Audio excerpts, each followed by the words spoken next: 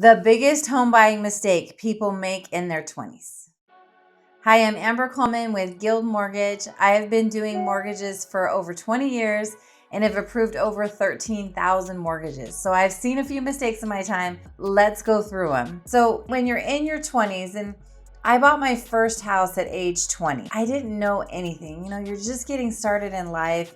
You're just getting started in everything. I didn't know anything, and there was a lot of mistakes that I wish somebody would have warned me about. So that's why I'm paying it forward a little bit, and I'm going to warn you about mistakes that happen within your 20s when you're just starting life. So the first mistake that happened when I was buying my house is you go through the debt to income ratio. Let's say you're just graduating school or you're just starting life by starting working. You don't really understand what debt to income ratio is. You just know that you need a car, right?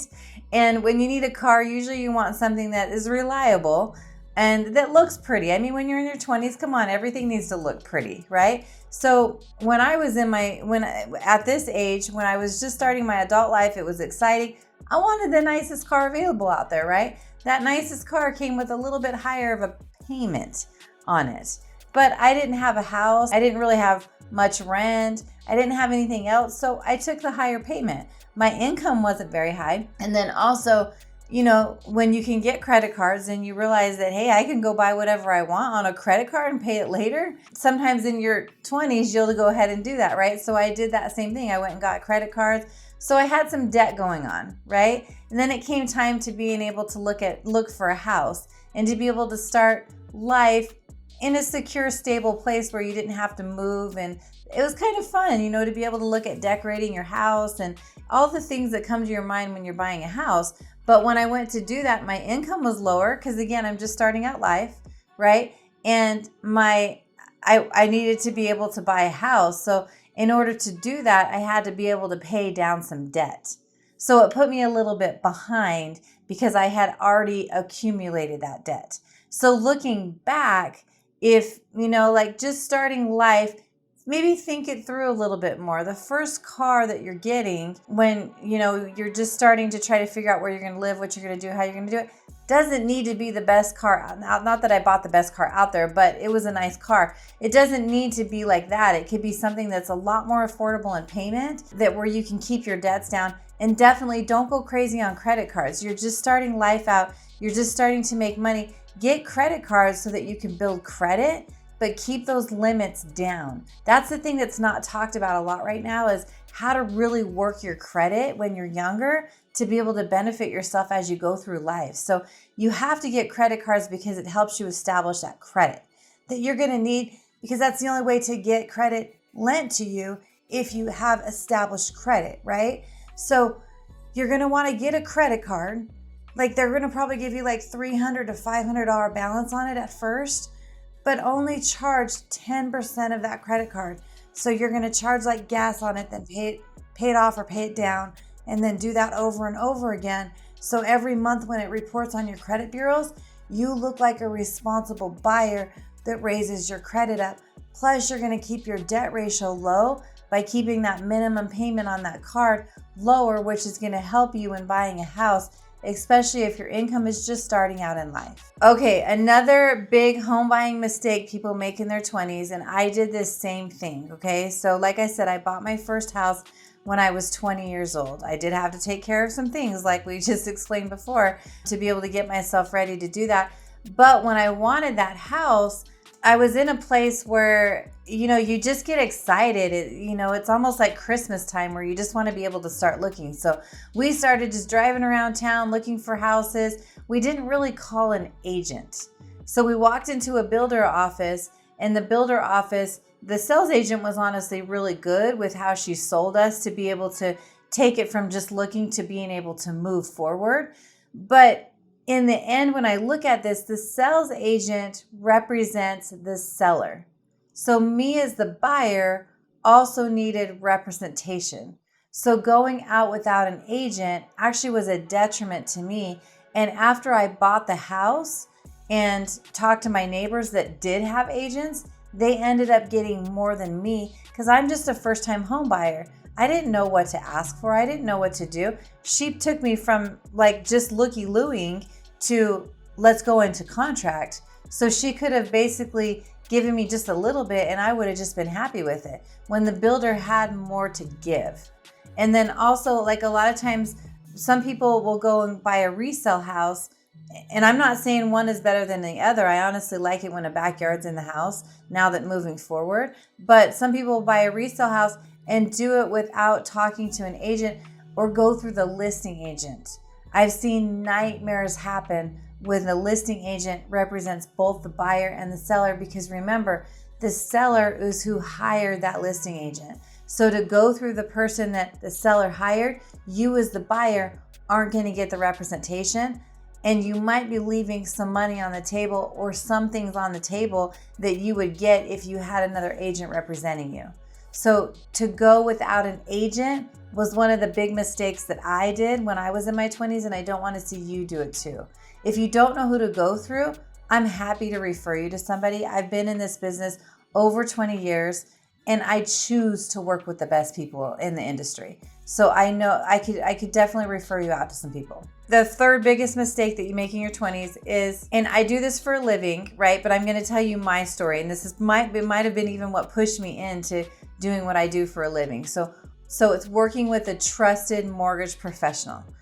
And I know this is what I do for a living, but let me tell you about my first experience here. So this was my house that I bought when I was 20 years old. That's when I closed on it, right? But I was in escrow on it about a year before that, because it took time, like I explained with the debt ratio, to get a second job to pay down my debts and stuff like that.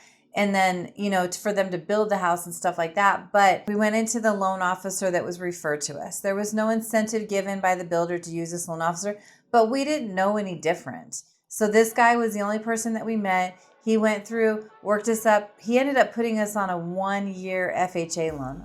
Those don't even really exist anymore, but the program wasn't the best of programs that were out there. And when we got to the closing table, the numbers came out to be way higher than what we had estimated. So we were first-time home buyers. We were both working 2 jobs to be able to save, to pay down our debt and save up for down payment to be able to get into our house. So we were busting it to be able to get into that house, right? We were told a certain number that we'd have to come to the closing table with. We got there and it was quite a bit higher, like a lot higher, like almost like he looked at our bank account and said, they have this is what we're going to have them come in with, and left us with nothing, right? So we got to the closing table and we were like, whoa, these aren't the numbers that we looked at. We didn't agree to any of these numbers. Let's call the loan officer. Nobody answered the call. Nobody ever answered the call. We ended up having to basically suck it up and say, we're either buying the house or we're not buying the house. So we either have to drain our bank account or not. But we didn't even know what our numbers were. And he never called us back after that. So kind of a crappy situation right there. But in the end, when I look at it, I'm like, if I would have known better, like after that situation happened, I would have been able to call around and maybe do a little bit of research to be able to find a true mortgage professional in the industry that has ratings and everything else behind him or her to help me out. So when you're in your 20s, I love it that you're watching this video right now. So it means that you're doing your research. You're trying to find the best way to go through this home buying experience.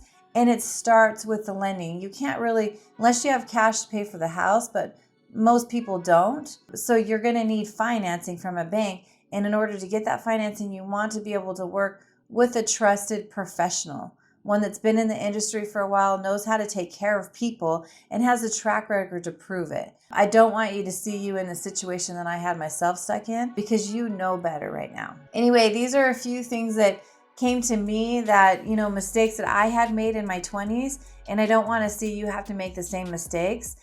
When you look at home buying, here's another thing that I wish I was told. Like, usually when you're just starting life, you're looking at how your parents lived life, or somebody that was influential in your life and how they lived life, right? But one thing that I didn't realize, and now that I've gone through some life, is that real estate is such a valuable asset. It was one of the best things that I ever did to buy a house so young in my years, even though I made mistakes, but I made mistakes now I can talk to you about, right? But one thing I wish that I would have really grasped in life is that when you buy that first house, you keep it, right? Like we still used it. We bought the first house and we used the equity to springboard us into the next house. And then we did it to the next house and the next house. And at some point in life, we came to understand that crap, now we're building up rental properties. Dang it. If we would have just kept the houses that we had, we would have already had multiple rental properties, and they were at such a cheap price, because real estate always grows over time. Remember, it's not a day trading game that you're doing. You're playing the long game with real estate. So when you go into this buying a house, maybe try to look at it and see what your goals are in life. Some people want to go the real estate investor way. Some people just want to have one house and to be able to build that up. So try to maybe figure out what your goal in life is, and then start with that first house as making that goal a reality. Like I said, buying the first house, like buying your house, especially when you're so young in age, it was the smartest decision I'd ever made, and I would never look back and do it any differently. As far as buying the house, I would do some of the details within the house buying differently, but buying the house, I've never gone wrong. And there was times that I've had to rent in between, certain houses, and I'm like, I don't know how people do this all the time, because I can't let my life be controlled by a landlord, right? So let's get you in, and let's get you in with as little mistakes possible. I don't want to see you make the same mistakes I did in my 20s. If this video was informative for you, please subscribe to my page for more videos. If you're in the market even if you're thinking about it a little bit, I'm not going to pressure you.